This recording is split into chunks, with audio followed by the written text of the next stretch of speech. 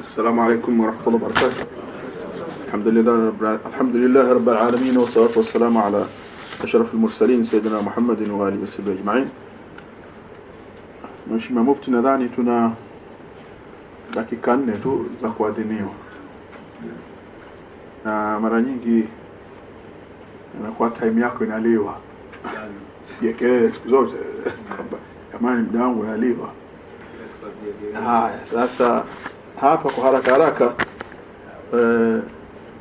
kama tulivyoelezwa kwamba jambo hili la mashekhe nyinyi wenyewe mashekhe wa mikoa, kama tulivyozungumza kwa Mdolwa, na ndio maana tumewaita hapa mashekhe wa mikoa ndio owners.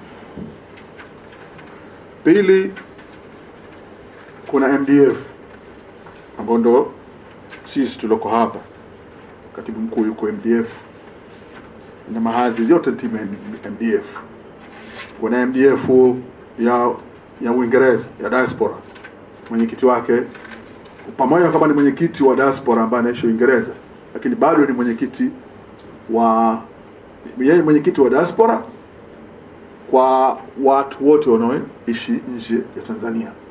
Lakini kwa upande wa Uingereza yeye ni mwenyekiti wa MDF Uingereza, na iko ofisi na ndio tumesema baada ya hapa tutakaa naye kwenye heli. Baada ya hapo kuna kamati. Hii kamati ambayo ina include watu wa Vodacom na sisi. Kwa hiyo hapa hatutaki kusema sana kwa sababu hii ilmu hii tukitoka hapa sasa itaanza kufanywa kazi na wataalamu hawa ambao yote walioeleza, pengine mimi nikisimama siwezi kueleza. Mheshimiwa Mufti, kwa haya machache nikukaribishe, pamoja na kwamba tumekula ndaa. Assalamu alaykum wa rahmatullahi wa barakatuh. Alhamdulillah, wassalatu wassalamu ala rasulillah Muhammad bin Abdullah wa ala alihi wa sahbihi wa mawala wa ba'd. Kwa kweli muda haututoshi kwa uzuri wa jambo na umuhimu wa jambo. Jambo hili kwa uzuri wake na umuhimu wake lilihitaji muda mpana kidogo ili tuweze kupata faida kutoka kwa wataalamu, faida za ziada, na pia kufundishwa mambo ambayo ni muhimu sana katika hili jambo ambalo tumelianzisha.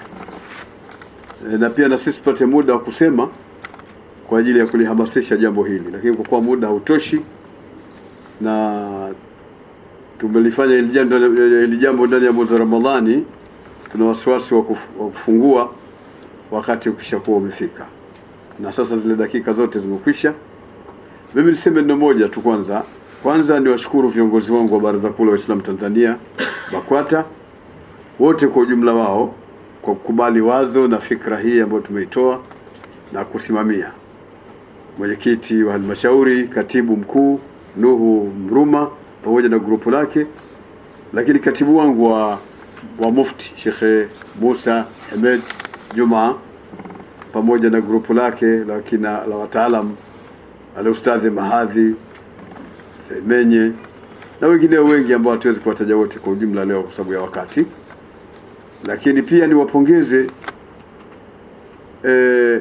kampuni ya Voda imetufanyia jambo kubwa sana ambalo sisi katika jumla ya mambo tunayoweza kuwafanyia, kwanza ni kuwaombea Mungu. Mwenyezi Mungu aepushe na makero na arufaishe daraja zao. Kwa sababu wameeleza maneno kwa ufupi, mimi nimeelewa zaidi. Wameeleza maneno ambayo yanaonesha namna ambavyo tunaweza tukanyanyuka kiuchumi kwa kiasi gani kutumia taaluma hii na njia hizi ambazo wenzetu wanazitumia.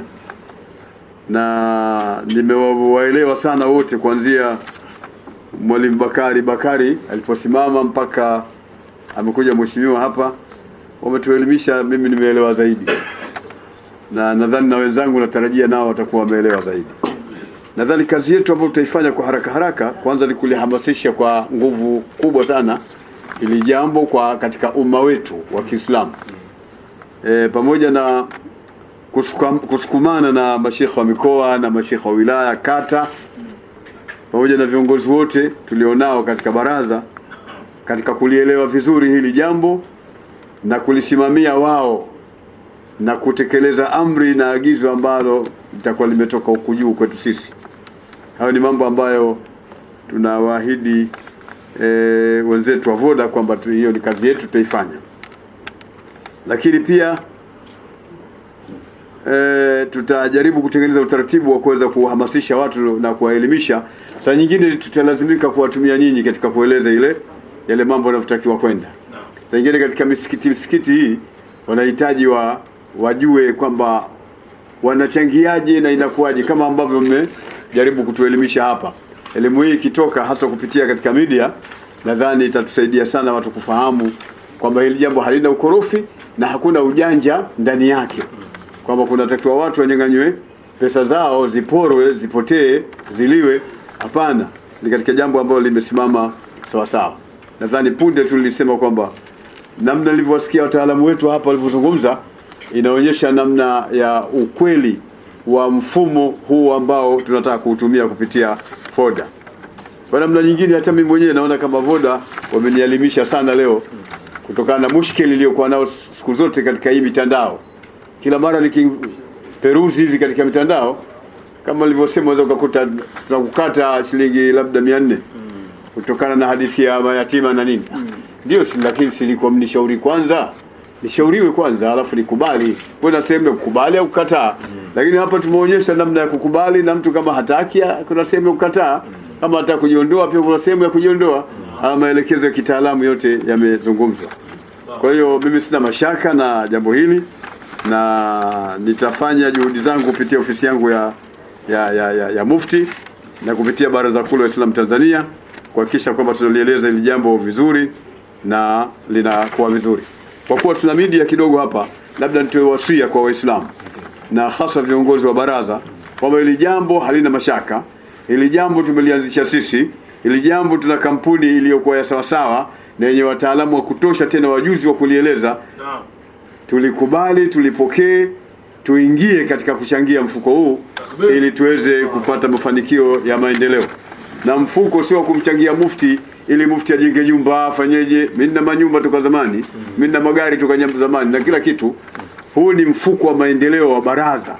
Hili ni jina tu, lakini ni mfuko wa maendeleo wa baraza ambao utakuwa unasaidia katika masuala mbalimbali, kama ambavyo katibu Musa Hemed pamoja na mwenzake Nuhu watakavyoeleza huko mbele namna ya matumizi ya mfuko huu.